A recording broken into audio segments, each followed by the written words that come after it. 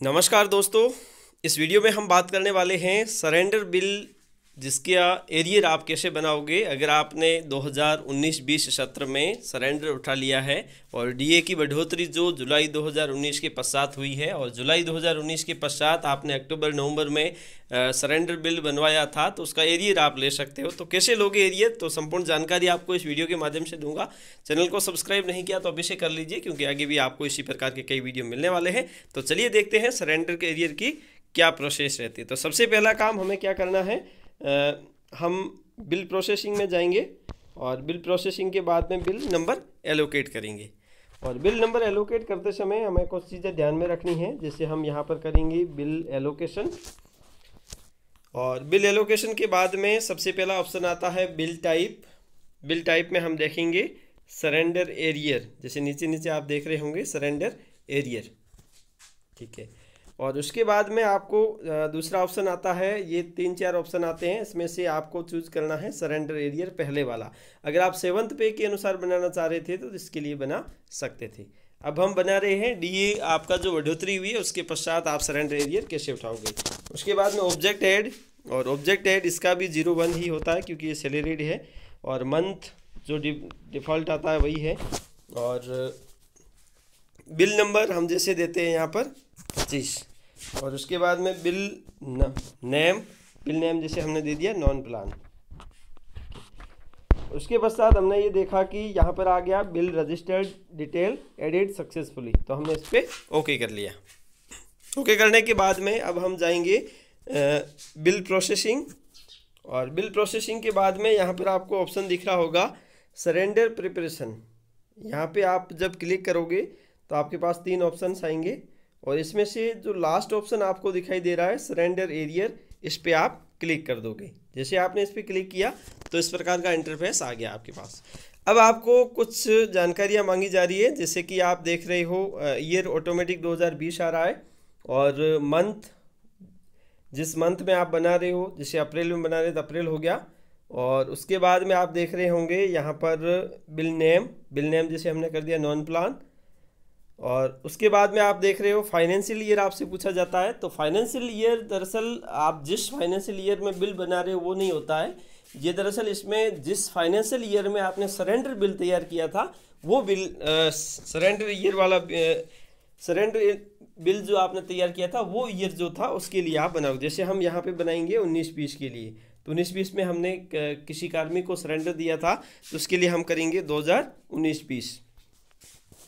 और यहाँ पे जैसे आपने क्लिक किया तो अब आपके सामने आ रहा है कि बिल का सब टाइप, तो ये क्या है, सरेंडर एरियर है, ठीक है।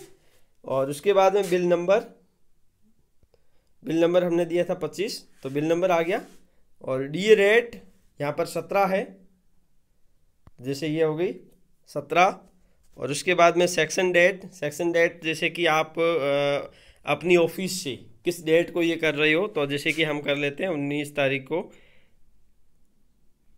जैसे हम कर रहे हैं 18 को, ठीक है। और उसके बाद में जैसे हम इसको किसी भी कार्मिक को सर्च करेंगे तो बाय नेम हो गया, बाय नेम सर्च कर सकते हैं। और उसके पश्चात हम देखेंगे कि बाय नेम अगर हम किसी भी कार्मिक के फर्स्ट 2 कैरेक्टर जैसे यहाँ पर करेंगे तो ऑटोमेटिक इसका नाम आ जाएगा।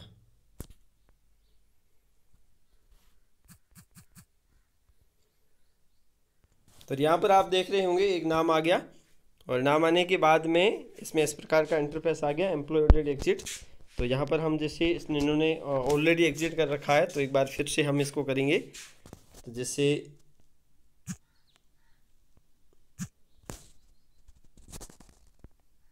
ये कर दिया, उसके बाद में जैसे सरेंडर बिल के लिए, ठीक है। तो इसको हम मंथ सेलेक्ट कर लेंगे वापस। यहाँ पर हमने जैसे ही इसको किया तो ये यहाँ आ गया, ऑलरेडी एग्जिट में था तो ये आ गया इनका नाम। उसी प्रकार से आप कई नाम जिनका भी आप बनाना चाहते हो सरेंडर एरियर, तो उसे आसानी से इसमें सर्च कर लीजिए और उसके बाद में इस पर क्लिक करके एक बार देख लीजिए। जैसे हम इस पर क्लिक करके देखते हैं तो यहाँ पर ये चीज़ें सारी दिखाई दे रही है कि यहाँ पे आपका जो बेसिक है उसके अनुसार इनका डीए कितना बन रहा था, तो डीए का एरियर इतना बन जाएगा। तो ये इनका डीए का एरियर है। अब आपको क्या करना पड़ेगा, अब आपको जाना है एक ऐसे टैब पर जहां पर आप डॉक्यूमेंट अपलोड कर लोगे, क्योंकि आपने जो ऑर्डर निकाला है डीए एरियर का, सॉरी ये जो डीए एरियर बढ़ोतरी के बाद में जो सरेंडर एरियर आप बना रहे हो उसका एक आदेश निकलेगा और उस आदेश को आपको अपलोड करना पड़ेगा। उसके लिए आपको क्या करना है चलिए देखते हैं। तो उसके लिए आपको क्या करना पड़ेगा, सबसे पहले ऑथराइजेशन में जाना है। यहाँ पर ऑथराइजेशन में जाओगे तो यहाँ पर आपको लिखा हुआ आएगा डॉक्यूमेंट अपलोड। डॉक्यूमेंट अपलोड पर आप जैसे जाओगे तो यहाँ पर आप देखेंगे मंथ ईयर आ गया, मंथ आ गया, और बिल की कैटेगरी आपको देखनी है सरेंडर एरियर की, ठीक है। उसके बाद में बिल नेम जैसे ये आ गया, ग्रुप का नाम आ गया, और उसके बाद में आप देख रहे होंगे बिल नंबर 25, और उसके बाद में आपको एक चीज़ें देख रही होगी डॉक्यूमेंट का टाइप क्या है। जैसे हम रिटायरमेंट ऑर्डर नहीं, ऑर्डर फॉर सरेंडर एरियर इसके लिए कर रहे हैं। और यहाँ से आप किसी भी जैसे कि हम देखते हैं एक डमी के रूप में देखते हैं, जैसे फाइल में जाके जैसे हमने यहाँ पर देखा तो आपका जो आदेश था उसको आप यहाँ पर सबमिट कर लीजिए, ठीक है। यहाँ पर जैसे ही आपने सबमिट किया है तो सबमिट होने के बाद यहाँ से आप डाउनलोड करके इसको देख भी सकते हैं, अन्यथा आप इसको हटा भी सकते हैं। अब जैसे आपको क्या करना है, जैसे आपने ये सारी प्रोसेस कर ली, प्रोसेस करने के बाद में आपको वापस जाना है ऑथराइजेशन में। ऑथराइजेशन या फिर यहाँ पर देखना है आपको बिल प्रोसेसिंग में, और बिल प्रोसेसिंग में देखोगे तो आपको सबसे पहले तो इसी बिल को डीडीओ को फॉरवर्ड करना है, और उसके पश्चात आपको करना है ट्रेजरी को फॉरवर्ड। डीडीओ को फॉरवर्ड करने की वही प्रक्रिया है जो एक सामान्य बिल को प्रोसेस करने की है, और उसके बाद में होती है ट्रेजरी को फॉरवर्ड करने की प्रक्रिया भी वही है जो एक सामान्य बिल की होती है। और ये जैसे ही आप प्रोसेस कर लोगे, प्रोसेस करने के बाद में आपका बिल तैयार हो जाएगा। उसके बाद में आप रिपोर्ट में जाके इसे आसानी से निकाल सकते हैं, और निकालने के बाद में आप ट्रेजरी को भेज दीजिए, और आपका जो सरेंडर का एरियर है वो आसानी से बनकर तैयार हो जाएगा और आपके खाते में आ जाएगा। तो इस प्रकार से आप किसी भी कार्रवाई का सरेंडर एरियर तैयार कर सकते हैं। तो आज के लिए इतना ही, धन्यवाद।